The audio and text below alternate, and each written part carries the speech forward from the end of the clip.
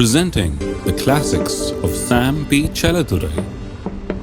Sam P. Chaladurai அவர்களின் போதனை களஞ்சியத்திலிருந்து. தரிசனங்களால் நடத்தப்படக்கூடாது. தேவதூதர்கள் நமக்கு சொன்னதுனால காரியங்களை செய்ய முடியாது. வேதத்தில் சொல்லி இருக்குது, பிசாசே ஒளியின் தூதனா வருவான். ஆகையால் யார் நமக்கு காமிப்பா இது எந்த தூதன்னு? ஹலோ, உள்ள இருக்கிற ஆவியானவர் தான். ஐயோ, நான் இன்னைக்கு தூதனை பார்த்துட்டேன்ற கூடாது. உள்ள இருக்கிற ஆவியானவர் என்ன சொல்றார், அதுதான் முக்கியம். தரிசனங்கள், தேவதூதர்கள், இல்ல வானத்துக்கு ஏறினேன், பரலோகத்துக்கு போனேன், அந்த மாதிரி காரியங்கள், அந்த அனுபவங்களாலே அவைகள்னாலே நாம் ஒன்று செய்து விட முடியாது. தீர்க்க தரிசனங்கள், இவைகளை வைத்து நம்முடைய வாழ்க்கையை கட்ட முடியாது. இவைகளை வைத்து நாம் காரியங்களை செய்ய முடியாது. ஒரே ஒரு காரியம் தான் நம்ம நடத்த முடியும். யார்? ஆவியானவர். வேற எதுவும் நம்ம நடத்த கூடாது. இதை திட்டம் தெளிவுமாக நாம் அறிந்து கொள்ள வேண்டும்.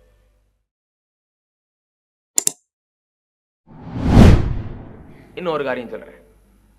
இப்படி பெரிய விதத்துல அபாரமான வழி நடத்துதல் சில நேரத்தில் ஏற்படுது. தேவதூதன் வர்றது, சத்தம் கேட்கறது, இதெல்லாம் நடக்குது. இவைகளுக்கெல்லாம் அப்படிப்பட்ட சில காரியங்கள் நடக்கும் போது அதற்கேற்ற சூழ்நிலையும் இருக்கிறதுனாலதான் நடக்குது. அதை புரிந்து கொள்ள வேணும். சிலர் ஜாலியா அப்படியே வீட்டுல ஈஸ்ட் சேர்ல சாயந்தரம் கொஞ்ச நேரம் டிவி பார்த்துட்டு அப்படியே உட்காந்துருந்தா ஒரு தேவதூதனை பார்த்துட்டு போவார்னு நினைச்சிட்டு இருக்கிறாங்க. அப்படி கிடையாது. சில விசேஷ சூழ்நிலைகள் நிமித்தமாக, விசேஷ காரணங்களின் நிமித்தமாக சில நேரத்தில் அபார விதமான காரியங்கள் நடைபெறுகிறது. அதற்கேற்ற கிளைமேட் சூழ்நிலையும் இருக்கிறது. ஆகையால் தான் சில நேரத்தில் ஆண்டவர் அப்படி செய்கிறார். ஒரு உதாரணம் அப்போஸ்தலனாகிய பேதுருவுக்கு நடந்தது. அப்போஸ்தலர் நடபடிகள் 10ஆம் அதிகாரத்துக்கு திருப்போம். ஆகையால எப்பவும் அன்றாட ஆண்டவர் அப்படி நடத்துவார் நினைக்க கூடாது. விசேஷ சூழ்நிலைகளிலே ஒருவேளை ஆண்டவர் அப்படி நடத்தலாம். அதற்கேற்ற சூழ்நிலைகள் அப்படி வரும்போது ஒருவேளை நடத்தலாம்.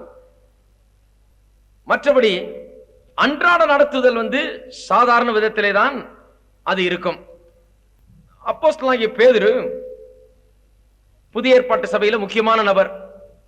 இயேசு சொல்லி இருக்கிறார், சகல சிருஷ்டிக்கும் சுவிசேஷத்தை பிரசங்கின்னு. இவங்க எருசலேமிலே உட்கார்ந்துகிட்டு குட்டையிலேயே ஊர்ன மட்டையா சுத்திட்டு இருக்காங்க. யூதர்களுக்கு மட்டும் சுவிசேஷத்தை சொல்லிட்டு அப்படியே இருக்கிறாங்க. இன்னும் இந்த குறுகிய மனப்பான்மை போகல. ஆவியின் அபிஷேகம் பெற்றிருக்கிறாங்க, ஆனா ரொம்ப குறுகிய மனப்பான்மை. எத்தனை பேருக்கு தெரியும் ஆவியின் அபிஷேகம் பெற்றா கூட சில நேரத்தில் குறுகிய மனப்பான்மை இருக்கும்? ஹலோ. அதனால ஆவியின் அபிஷேகம் பெற்றவங்க சில நேரத்தில் அப்படி இருக்கிறதுனால பார்த்து அவங்கள பார்த்து வெறுப்படைஞ்சிடாதீங்க. மனுஷன் தான் இல்லையா? ஆவியானவர் அவங்களை விரிவாக்கணும், ஆக்கிட்டே இருக்கிறார். அவங்க எவ்வளவுக்கு எவ்வளவு இடம் கொடுக்குறாங்களோ அவ்வளவுக்கு எவ்வளவு விரிவாக்குறார். அவ்வளவுதான். விரிக்க மாட்டேன், நான் ஒன்னும் ஒத்துக்க மாட்டேன்றால ஒன்னும் பண்ணவே முடியாது. இந்த ஆதி அப்போஸ்தலர்கள் அப்படிதான், ரொம்ப குறுகிய மனப்பான்மை. யூதர்கள் மத்தியிலேயே பேசிக்கிட்டு இப்படியே இருக்கிறாங்க. கடைசியில் ஒரு பெரிய உபத்திரவம் வந்துதான் இவங்களெல்லாம் துரத்துச்சு. எருசலேமில் இருந்து துரத்தி எல்லாம் வெளியே போய் ஊழியம் செய்ய ஆரம்பிக்கிறார்கள். புறஜாதியர் மத்தியிலே சுவிசேஷம் பிரசங்கிக்கப்பட வேண்டும் என்பது தேவனுடைய சித்தமாய் இருக்கிறது. இது எப்படி நிறைவேற்றுறது? நாம் பார்த்தோம், ஐரோப்பா கண்டத்திலே சுவிசேஷம் போனது என்று. ஒரு யூத ஸ்திரீயினுடைய வீட்டில் போய் சுவிசேஷம் பிரசங்கிக்கப்படப்பட்டது. ஆனா அங்க யூதருக்கு தான் போச்சு. புறஜாதியர் மத்தியிலே சுவிசேஷம் முதலாக போன போது கொர்நேலியு வீட்டுக்கு போனது. புறஜாதியார் மத்தியிலே இல்லையா? புறஜாதியார் வீட்டிலே கொர்நேலியு வீட்டுக்கு சுவிசேஷம் சென்றது. எப்படி சென்றது சுவிசேஷம்? கொர்நேலியு ஒரு நல்ல மனுஷன். தேவன் அவரிடத்திலே பேசுகிறார். தேவனுடைய தூதன் கொர்நேலியுவுக்கு தரிசனமாகி, நீ போய் இந்த அட்ரஸ்ல பேதுரு என்று ஒருத்தர் இருப்பார், அவரை கூட்டிகிட்டு வந்தீங்கன்னா உனக்கு எல்லாவற்றையும் சொல்லுவார் என்று அந்த தேவதூதன் அங்கே கட்டளை இடுகிறார். அதை நம்பி கொர்நேலியு அந்த அட்ரஸ்க்கு ஆட்களை அனுப்புகிறார். அந்த அட்ரஸ்ல பேதுரு இருக்கிறார். இன்னொரு ஊர்ல இருந்து கொண்டிருக்கிற நேரத்தில் அவருக்கு பெரிய அனுபவம் கிடைக்குது. இது ஒரு பெரிய மகத்தான அனுபவம். இது பாருங்க, அவன் மிகுந்த பசி அடைந்து ஒரு வீட்டுல போயிருக்கார். பேதுரு ஊழியக்காரர் அவன் நல்ல பிரசங்கம் பண்ணிட்டு வந்திருக்காரு போல இருக்கு. நல்ல பசியில இருக்கார். மிகுந்த பசி அடைந்து சாப்பிட மனதாயிருந்தான். அதற்கு அவர்கள் ஆயத்தம் பண்ணுகையில் அவன் ஞான திருஷ்டி அடைந்து அவன் அப்படியே ஒரு டிரான்ஸ்ல போயிட்டான். வானம் திறந்திருக்கிறதாகவும் 4 முலைகளும் கட்டப்பட்ட பெரிய துப்பட்டி போல ஒரு விதமான கூடு தன்னிடத்தில் இறங்கி தரையில் விடப்பட்டிருக்கிறதாகவும் அதிலே பூமியில் உள்ள சகல விதமான 4 கால் ஜீவன்களும் காட்டு மிருகங்களும் ஊரும் பிராணிகளும் ஆகாயத்து பறவைகளும் இருக்கிறதாகவும் கண்டான். அல்லாமலும் பேதுருவே எழுந்திரு, அடித்து புசி என்று அவனுக்கு சொல்லும் ஒரு சத்தம் உண்டாயிற்று. என்னென்ன உண்டாயிற்றுன்னு பாருங்க. தரிசனம் உண்டாயிற்று. முதல்ல என்ன தரிசனம்? துப்பட்டி கீழே இறங்குது, சகல 4 கால் ஜீவன்களும் அதுல இருக்குது. தரிசனம். இந்த தரிசனம் போதாது, ஒரு சத்தம் வேற உண்டாகுது வானத்திலிருந்து. என்ன உண்டாகுது? சத்தம். இந்த மனுஷனுக்கு எல்லாம் ஒரே நேரத்தில் நடக்குது. தரிசனமும் நடக்குது, சத்தமும் வானத்திலிருந்து. சிலருக்கு ஒண்ணு கூட நடந்தது கிடையாது. பரவாயில்ல, அதை பற்றி கவலை பட வேண்டாம், இதை தேடிய நாட வேண்டாம். இவருக்கு ஆண்டவர் அப்படி பண்ண வேண்டியதா போச்சு. எதுக்குன்னு காண்பிக்கிறேன் நான். தரிசனம் உண்டாகுது, பிறகு சத்தம் உண்டாகுது. அப்பொழுது பேதுரு, அப்படியெல்லாம் ஆண்டவரே, தீட்டும் அசுத்தமாய் இருக்கிற யாதொன்றையும் நான் ஒரு காலம் புசிப்பதில்லை என்றான். அதற்கு தேவன், சுத்தமாக்கினவைகளை நீ தீட்டாக எண்ணாதே என்று இரண்டாம் தரம் சத்தம் அவனுக்கு உண்டாயிற்று. தரிசனம் வந்தது போதாது, சத்தம் வந்தது போதாதுன்னு இரண்டாம் தரமும் சத்தம் வருது. ஏன்னா இந்த பேதுரு இந்த விஷயத்துல ரொம்ப குறுகிய மனப்பான்மை உள்ள ஆள். ஒரு புறஜாதி வீட்டுக்கு எந்திரிச்சு போனா உடனே போயிட மாட்டார் அவர். ஆகையாலதான் தேவனுக்கு இவ்வளவு பெரிய தரிசனத்தை கொடுத்து இந்த ஆளை ஒரு ஆட்டி சத்தத்தை வானத்திலிருந்து அனுப்பிச்சு 2-3 தடவை பேசி எல்லாம் பண்ண பிறகுதான் கொஞ்சம் ஒரு உணர்வு உண்டாகுது அவனுக்குள்ள. சரி போவோம், இந்த வீட்டுக்கு என்னதான் ஆகுதுன்னு. ஹலோ, அவன் அவ்வளவு கடினமான ஒரு ஆளா இருந்ததுனாலதான் இவ்வளவு பெரிய காரியங்கள்லாம் அவனுக்கு நடக்க வேண்டியது இருந்தது. 3ஆம் தரமும் அப்படியே உண்டாயிற்று, அதான் சத்தம் உண்டாயிற்று. பின்பு அந்த கூடு திரும்ப வானத்துக்கு எடுத்துக் கொள்ளப்பட்டது. அப்பொழுது பேதுரு தான் கண்ட தரிசனத்தை குறித்து தனக்குள்ளே சந்தேகப்படுகையில், இதோ அவனுக்கு சந்தேகம், இது உண்மையாதான் நடக்குதா இல்லையா, அது ஆண்டவரிடத்திலிருந்து வந்த தரிசனமா இல்லையா? யூதர்களுக்கு ஆண்டவர் தான் எழுதி வச்சிருக்காரு, அதை சாப்பிடாது எதை சாப்பிடாதுன்னு கடைசியில எல்லாத்தையும் இறக்கி இதை சாப்பிடுன்றாரே, என்ன பண்றதுன்னு யோசித்துக் கொண்டிருக்கிறான். சந்தேகம் அவனுக்கு. சந்தேகப்படுகையில் இதோ கொர்நேலியுவினால் அனுப்பப்பட்ட மனுஷர்கள் சீமோனுடைய வீட்டை விசாரித்துக் கொண்டு வாசற்படியில வந்து நின்று, பேதுரு என்ற பருபெயர் கொண்ட சீமோன் இங்கே தங்கி இருக்கிறாரா என்று கேட்டார்கள். பேதுரு அந்த தரிசனத்தை குறித்து சிந்தனை பண்ணி கொண்டிருக்கையில் ஆவியானவர், எல்லாரும் சொல்லுங்க ஆவியானவர். அதுதான் எனக்கு ரொம்ப பிடிக்குது. எங்கெல்லாம் இந்த பெரிய தரிசனம் வந்தது, பெரிய சத்தம் வந்ததுன்னு பாக்குறீங்களா, அங்கெல்லாம் ஆவியானவர் இருக்கிறார். வெறும் தரிசனத்தை இதை பார்த்து செய்திருன்னு விட்டுறல, அங்க என்ன பண்றாரு, இதெல்லாம் கொடுத்துட்டு கடைசியில் அப்ரூவல் அத்தாரிட்டி யாரு? ஆவியானவர். வெறும் தரிசனத்தை பார்த்துட்டு ஐயோ இந்த தரிசனம் வந்து துப்பட்டி எங்கன்னு தேடிட்டே ஓடலவன். இந்த தரிசனம் வந்த பிறகு அவன் சந்தேகித்து யோசித்துக் கொண்டிருக்கிறான், என்ன இது பெரிய தரிசனம் வந்திருக்குது, அப்படிலாம் சத்தம் வந்தது, என்னமோ ஏதோ சந்தேகித்துக் கொண்டிருக்கையில் ஆவியானவர், இதோ 3 மனுஷர் உன்னை தேடுகிறார்கள், நீ எழுந்து இறங்கி ஒன்றுக்கும் சந்தேகப்படாமல் அவர்களுடனே போ, நான் அவர்களை அனுப்பினேன் என்று அவனுக்கு சொன்னார். நல்லா கவனிங்க, சத்தம் உண்டாயிற்றுன்றப்ப கிளீனா சொல்லி இருக்குது, சத்தம் உண்டாயிற்று, ஆடிபிள் வாய்ஸ், சத்தம் உண்டாயிற்று. ஆவியானவர் பேசினார்னு சொல்லல, எப்படி சொல்லியிருக்கு, சத்தம் உண்டாயிற்று. ஆவியானவர் பேசியிருக்கலாம், ஆனா அது ஆடிபிள் வாய்ஸ், கேட்கக்கூடிய அளவுக்கு, இந்த சரீர பிரகாரமான காதுகள் கேட்கக்கூடிய அளவுக்கு சத்தம் உண்டாயிற்று. ஆனா இங்க 19ஆம் வசனம் 20ஆம் வசனத்துல என்ன சொல்லி இருக்குது, ஆவியானவர் என்ன சொன்னாராம், எழுந்து இறங்கி ஒன்றுக்கும் சந்தேகப்படாமல் அவர்களுடைய போ, நான் தான் வரல.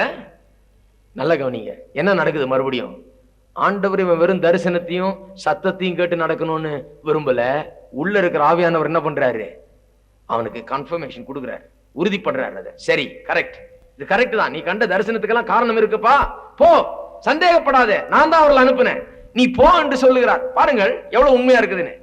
தரிசனத்தை நம்பி நடக்கக்கூடாது, சத்தத்தை நம்பி நடக்கக்கூடாது, எதை நம்பி நடக்க வேண்டும், ஆவியானவரை நம்பிதான் நடக்க வேணும். போகிறார், போய் அங்க பிரசங்கம் பண்றார். இதை சொன்னாதான் உங்களுக்கு புரியும் ஏன் இவ்வளவு எல்லாம் நடந்தது, ஏன் இவ்வளவு பண்ண வேண்டியது இருந்தது. ஆண்டவருக்கு 3 தடவை தரிசனமும் சத்தமும் இவருக்கு உண்டாக்கி, அப்புறம் உள்ளத்தில் ஆவியானவர் பேசி, ஏன் இவ்வளவு பெரிய கலாட்டா. அவர் போகிறார், போய் பிரசங்கம் பண்றார். யூதர்களுக்கும் புறஜாதிகளுக்கும் பெரிய வேற்றுமை. யூதர்கள் புறஜாதியாரை பார்த்து நாய்கள் என்றுதான் அழைத்தார்கள். நாய்கள், அவ்வளவு கேவலமா, புறஜாதியார்னா பிடிக்காது. யாரெல்லாம் யூதர் இல்லையோ அவர்களெல்லாம் நாய்கள் என்று சொல்லிவிட்டார்கள். இந்த புறஜாதியாரெல்லாம் யூதர்களை பார்த்து பன்னிகள் என்று சொல்வார்கள், பன்றிகள் என்று. 2 பேருக்கும் எப்பவுமே ஆகாது. யூதர்களுக்கும் புறஜாதிகளுக்கும் அப்பேற்பட்ட விரோதம், வேற்றுமை. இதுல யூதர்கள் என்ன நினைப்பவர்களுக்கு, ஆண்டவர் புறஜாதியாரை ஏன் சிருஷ்டித்திருக்கிறார் என்பதற்கு அவருக்கு ஒரு தத்துவம் வச்சிருந்தாங்க. அவங்க நரகம் ஒன்று இருக்கிறது, அதிலே விறகு கட்டை தேவை, அந்த விறகு கட்டைக்காக இந்த புறஜாதியாரை ஆண்டவர் சிருஷ்டித்து வைத்திருக்கிறார். இந்த நரகத்திலே ஜனங்களை தள்ளும் போது இவர்கள் விறகு கட்டையாக நரகத்திலே எரிவார்கள். இதுதான் எழுதியிருக்கான் யூத புஸ்தகத்திலேயே. They are made as firewood for hell. இதுதான் யூதர்கள் புறஜாதியாரை குறித்து வைத்திருந்த எண்ணம். தேவன் புறஜாதியாரை வெறுக்கிறார், ஆபிரகாமின் மக்களையோ நேசிக்கிறார். இந்த புறஜாதியார்கள் நாய்கள், இவர்கள் நரகத்திலே எரிகிற விறகு கட்டைகள் என்றுதான் எண்ணியிருந்தார்கள். அப்படி எண்ணும் போது ஒரு ஆளுக்கு பிரசங்கம் பண்ணி, நீ ரட்சிக்கப்படுவாய், ஆண்டவர் நேசிக்கிறார், உனக்காக உலகத்துக்கு வந்தார்னு சொல்ல முடியுமா? அவங்க யூத சட்ட புத்தகத்தில் எழுதியிருக்குது. அவங்க சட்ட புத்தகமே ரொம்ப கஷ்டமான புத்தகம். ஆண்டவர் கொடுத்த 10 கற்பனை எடுத்து 10,000 கற்பனையை கூட சேர்த்துட்டாங்க அவங்க. அந்த 10 கற்பனையும் ஒன்னொன்னையும் 10ஆ பிரிச்சு 20ஆ பிரிச்சு அதது கீழே சில கற்பனைகளை எழுதி எல்லாம் பண்ணிட்டாங்க. ஓய்வு நாளை ஆசரிக்க வேணும்னு இருக்குது. எப்படி ஆசரிக்கிறதுன்னு கேட்டா வேலை செய்யக்கூடாதுன்னா, வேலை செய்யறதுன்னா என்னன்னு கேட்டா அதுக்கு ஒரு சட்டம். 1 மைலுக்கு மேல நடந்தா வேலை, ஒரு சேரை கூட இழுக்க கூடாது, ஏன்னா சேரை இழுத்தா கூட நிலத்தை உழுதா மாதிரி ஆயிடும், அதுவும் வேலை. கண்ணாடியில முகத்தை பார்க்க கூடாது ஓய்வு நாள்ல, ஏன்னா நிறமுடியை பார்த்து அதை பிடுங்கி விட்டால் அது அறுப்புக்கு சமானம் ஆயிடும், அதுவும் வேலையாயிடும், அறுத்தாப்பல் ஆயிடும். இன்றைக்கு நம்ம நாட்டில் ஞாயிற்றுக்கிழமை கண்ணாடியை பார்க்காதுன்னா கோயிலுக்கு யாருமே வர மாட்டாங்க. யூதர்களுடைய சட்டம் ரொம்ப கடுமையான சட்டம். அதுல இந்த புறஜாதியாரர்களை குறித்து சில சட்டங்கள் இருந்தது. அந்த நாட்கள்ல கட்டடங்கள் இடிந்து விழுவது ரொம்ப சகஜம். திடீர்னு கட்டடம் இடிஞ்சு விழுந்துரும், செவர்கள் அவ்வளவு சரியா எல்லாமே வீடுகளுடைய செவர்கள் இடிந்து விழுந்துரும். அதுக்கு அந்த இடிபாடுகளுக்கு இடையிலே மாட்டி கொண்டு விடுவார்கள், சிறு பிள்ளைகளோ அல்லது வயதானவர்கள் அல்லது ஆண்கள் பெண்கள் யாராவது. அந்த வழியாக ஒரு யூதன் நடந்து போனால் இந்த இடிபாடுகளுக்குள்ளே மாட்டிக்கொண்டிருக்கிறவர்களை பார்த்து, அது ஓய்வு நாளா இருந்தால் அவன் அவர்களை எடுக்க முடியாது, வெளியே எடுத்து விடக்கூடாது. ஏன்னா அவர்களை எடுத்து விடும் போது இவன் வேர்வை சிந்தணும், அது வேலையாயிடும். அப்புறம் ஓய்வு நாள் ஆசரிக்க முடியாது, அவன் ஓய்வு நாள் வேலை செய்தது போல ஆயிடும். ஆகையால அவன் ரொம்ப அதே நேரத்தில் இறக்கமும் காட்டணும் கொஞ்சம். ஆகையால அவன் என்ன பண்ணுமா, அந்த இடிபாடுல கொஞ்சம் அப்படி நீக்கிட்டு இவன் யூதனா புறஜாதியானும் பார்க்கணுமா. யூதனா இருந்தால் அவனை இடிபாடுல இருந்து கொஞ்சம் இன்னும் கொஞ்சம் வெளியே இழுத்து விட்டு அவன் மூச்சு கீச்சு விடுற வரைக்கும் நல்ல வெளியே இழுத்து விட்டுட்டு இருப்பா, ஓய்வு நாள் முடிஞ்சிட்டோம் அப்புறம் வந்து ஒண்ணு பாத்துக்கிறேன்னு போலாம், அது வரைக்கும் கொஞ்சம் மூச்சாவது விட்டுட்டு. இவன் புறஜாதியா இருந்தால் அவனை திருப்பி அந்த இடிபாடுகளுக்கு உள்ளே விட்டுட்டு நீ செத்து போ, நாசமா போன்னு பேசாம போயிட்டே இருப்பான். அவ்வளவுதான். அவ்வளவு கொடூரமான சட்டங்கள். இதுல வளர்ந்து இருந்தா எப்படி இருக்கும், நம்ம சிரிக்கிறோம் இன்றைக்கு. அதிலேயே வளர்ந்த ஆள் பேதுரு. அவர் யூதர், புறஜாதியன் பார்த்தா அப்படியே நாய் மாதிரிதான், அவன் சாகணும், அவன் நல்லா இருக்க கூடாது, இப்படிதான் எண்ணம் அவர்களுக்குள்ள. அப்படியே வளர்ந்தாச்சு அந்த கலாச்சாரத்திலே. இப்ப ஆண்டவர் சொல்றார், கொர்நேலிய வீட்டுல போய் பிரசங்கம் பண்ணுன்றார்.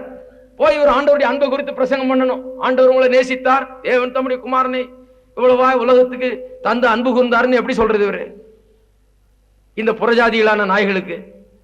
போய் சொல்றாரு, தன்னால் முடிந்த வரை பிரசங்கம் பண்றாரு. ஏசு எப்படி வந்தார், என்ன பண்ணார், ஏது பண்ணார், எல்லாம் பெரிய பிரசங்கம் பண்றாரு. 10ஆம் அதிகாரத்தில் அதை வாசிக்கிறோம். நான் நினைக்கிறேன் பிரசங்கம் பண்ணி மெல்லமா முடிச்சுட்டு போயிடலாம், இவங்களாவது ரட்சிக்கப்படுறதாவது. ஆண்டவர் ஏதோ நம்மளை கழுத்தை பிடிச்சி இழுத்துட்டு வந்த மாதிரி இழுத்துட்டு வந்தாரு, தரிசனத்தை காமிச்சாரு, சத்தத்தை வேற 3 தடவை விட்டாரு நமக்கு. அதன் பிறகு ஆவியானவர் வேற உள்ள இருந்து பேசினாரு. வந்தாச்சு, ஏதோ பிரசங்கத்தையாவது பண்ணிட்டு போயிடுவோன்னு கடகடன் பேசி ராப் அப் பண்றாரு, பிரசங்கத்தை கடகடன்னு முடிக்கிறார். ஆல்டர் காலம் கொடுக்க போறது இல்ல. இவங்க எப்படி ரட்சிக்கப்படலாம், புறஜாதிக்கு ரட்சிப்பது கொடுக்காம நிறுத்திடலான்னு பார்த்தாரு. அதான் ஆவியானவர் பார்த்தாரு, புஷ்ன்னு அங்கிருந்து ஆவியானவரை இறங்கிட்டாரு கீழே. ஆவியில நிறைந்து விட்டார்கள். இன்னைக்கு நம்ம சில பெந்தகோஸ்தலர்கள் என்ன நினைச்சிடறோம், பேசிக்கிட்டே இருக்கும்போது ஆவியானவர் நினைச்சிருவாரு. நான் பேசுற ஆளுக்கு ஆவியானவர் தான் அந்த இதை கொடுக்குறாரு பேசுறதுக்கு. இங்க பேசிட்டு இருக்கும்போது அங்க குழப்பத்தை உண்டாக்குவார் ஆண்டவர். அதுக்குன்னு ஒரு நேரம் காலம் இல்ல. நாங்க அப்படி நினைத்து கொண்டிருந்தோம் அந்த காலத்துல. சில நேரத்தில் பேசிட்டு இருக்கும்போதே அங்க நிறைஞ்சிருவாங்க. பேசிட்டு இருக்கும்போது ஆண்டவர் ஏதாவது யாரையாவது நிறைப்பார், ஒரு 10 பேர் அவங்க அங்க சத்தம் போட்டுட்டு இருப்பாங்க, அவங்க அங்க அந்நிய பாஷையில இதெல்லாம் ஆவியானவருடைய செயல் நினைச்சிட்டு இருந்தோம்.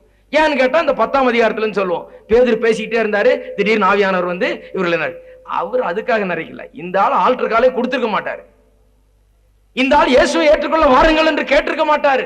இந்த புறஜாதிகளுக்கு சுவிசேஷத்தை அரையும் குறையுமா பிரசங்கம் பண்ணி விட்டுட்டு போயிருப்பாரு. ஆகையால் தான் ஆவியானவர் பார்த்தார், பேதுருவே நான் உன்னை விட மாட்டேன், கரெக்டா பிரசங்கம் பண்ணுன்னு சொல்லிட்டு பிரசங்கம் முடியும் போது ஆவியானவரை ஊற்றிட்டார். எல்லாம் பரிசுத்தாவில் நிறைஞ்சு அந்நிய பாஷையில பேசுறாங்க. பேதுருக்கு ஆச்சரியமாயிடுச்சு, பேசாம நின்னுட்டார். பிறகு சொல்றாரு 11ஆம் அதிகாரத்துல, எருசலேம்ல கேட்கறாங்க, எப்படியா நீ போய் எங்க புறஜாதிகிட்ட உட்கார்ந்து பேசின, எப்படி சொல்லுவாங்க, எப்படி அவர்களோட உட்கார்ந்து சாப்பிட்ட அந்த வீட்டுல அப்படின்னு கேட்கும்போது சொல்றாரு, ஐயா என் மேல தப்பு இல்ல, இந்த மாதிரி பெரிய தரிசனம் வந்து வானத்துல இருந்து சத்தம் வந்து உள்ள ஆவியானவர் பேசி பெரிய கெடுபடி மத்தியில போனேன். நானு போய் அரைகுறையா முடிச்சிட்டு வரலான்னு பார்த்தா அந்த முக்காவாசி முடிச்ச நேரத்துல சுவிசேஷத்தை சொல்லி முடிச்ச உடனே ஆவியானவர் அங்க ஊற்றப்பட்டு விட்டாரு. நம்ம எப்படி பரிசுத்தாவி பெற்றோமோ பெந்தேகோஸ்தே நாளிலே, அதே போல இவர்களும் பெற்றுட்டாங்க. கர்த்தர் அவர்களுக்கு பரிசுத்தாவி கொடுத்தா நான் என்ன பண்றதுன்ற 11ஆம் அதிகாரத்துல. ஹலோ, இருக்கிறீங்களா? ஆகையால இது ஏதோ பரிசுத்தாவியானவர்னா ஏதோ ஆராதனை நடக்கும்போது அங்கேயும் இங்கேயும் 2 கலாட்டா பண்ணுவாருன்னு கிடையாது. அப்படி பண்றவர் அல்ல. அங்க பண்ணதுக்கு ஒரு காரணம் இருக்குது. இந்த ஆளு கலாட்டா பிடிச்ச ஆளு தான் அவர் பண்ணிட்டார் முதல்ல. இந்த ஆளு முடிச்சு ஆமேன்னு சொல்றதுக்கு முன்னால பரிசுத்தாவியானவர் ஊற்றி எல்லாரையும் பரிசுத்தாவியானவர் நிறைய வச்சு அந்த குடும்பமே ரட்சிக்கப்பட வச்சு எல்லாத்தையும் நிறைவேறிட்டார். பேதுருவை கழுத்தை பிடிச்சி இழுத்துட்டு வர வேண்டியதா போச்சு. அப்புறம் பேதுரு, சரி பரிசுத்தாவியே கொடுத்துட்டார் ஆண்டவர், சரி ஞானஸ்தானத்தையும் கூடுன்ட்டார். வேற என்ன பண்றது? அப்படிப்பட்ட இக்கட்டான சூழ்நிலையில தான் தரிசனமும் சத்தமும் இதெல்லாம் உண்டாச்சு. அதுக்கெல்லாம் ஒரு பெரிய பேக்ரவுண்ட் இருக்குது. நம்ம என்ன பண்றோம்? ஆண்டவரே எனக்கு ஒரு சத்தம் கிடைக்காதா? அவர் கிடைச்சதுன்றாரு. இந்த மேகசின்ல வாஸ்தா அவர் சொல்றாரு நேத்து தான் சத்தம் கிடைச்சதுன்னு, எனக்கு மட்டும் ஏன் கிடைக்க மாட்டேங்குது? அமெரிக்கால அவருக்கு கிடைச்சதாம எனக்கு ஏன் கிடைக்க மாட்டேங்குது? அவர்கிட்ட 2 மணி நேரம் உட்கார்ந்து பேசினாம என்கிட்ட ஏன் பேச? இப்படிதான் போறாங்க ஆவிக்குரிய விசுவாசிகள். கிடையாது சகோதர சகோதரிகளே, இப்படிப்பட்ட அனுபவங்களை சார்ந்து வாழக்கூடாது. இந்த அனுபவங்கள் நடந்ததுக்கு பல காரணங்கள், பின்னணிகள் இவைகள்லாம் உண்டு. ஆனால் அன்றாட வழி நடத்துதல், எல்லாரும் சொல்லுங்க அன்றாட வழி நடத்துதல், அது ஒரு சிம்பிள் மேட்டர். ஆவியானவர் உள்ள இருந்து அப்படியே நடத்திட்டு இருக்கிறார். இதுக்கு பெரிய புயலோ காத்தோ அடிச்சு மலையை பொளந்து வானத்திலிருந்து சத்தம் கேட்டு தேவதூதன் வந்து அதெல்லாம் ஒண்ணு நடக்க போறது கிடையாது. அன்றாடம் ஆவியானவர் உங்களுக்குள்ளாக இருந்து வழி நடத்துகிறார்.